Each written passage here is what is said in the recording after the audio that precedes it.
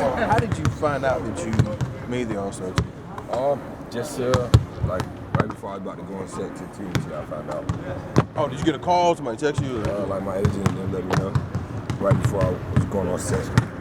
That's kind of the reason why I went on set, because I kind of knew right then. Nice. Yep. And so, I mean, how did that feel? As you admitted, you kind of came in not where you want to be condition-wise, coming off the injuries. How did that feel going from that to being recognized? It was great. Coming off 2 knee surgeries, not knowing if I was going to be able to start the season. The timetable I was hearing the doctor say was a long time.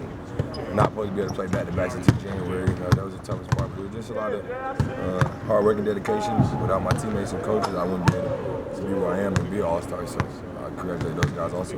Coming off those surgeries, was there a moment where it kind of clicked that, you know what, you're going to be better off than what you thought? Just right away, kind of right away, just different movements. I was able to walk better, run, jump without having knee pain, and that's just the biggest impact I had most of the time throughout the first 6 years, always dealing with pain. And I talked to Bradley a little bit. He said, man, one thing about you that you have a chip.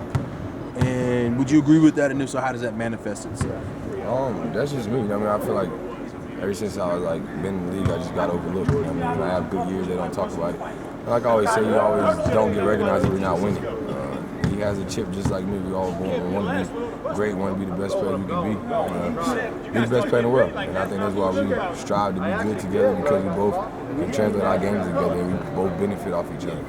A lot's changed since your first meeting with Atlanta. You mentioned it last night on TNT. Is this the best the unit has looked so far this year? Guys coming back healthy, finally being in rotation, playing together? Yeah, I think so. Everybody just finding their role. Everybody just comfortable in the position they're in.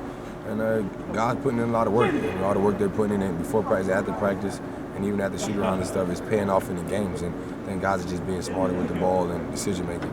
And then tonight you match up with Schroeder. He kind of talked about just noticing the difference in you. What have you kind of noticed in his game?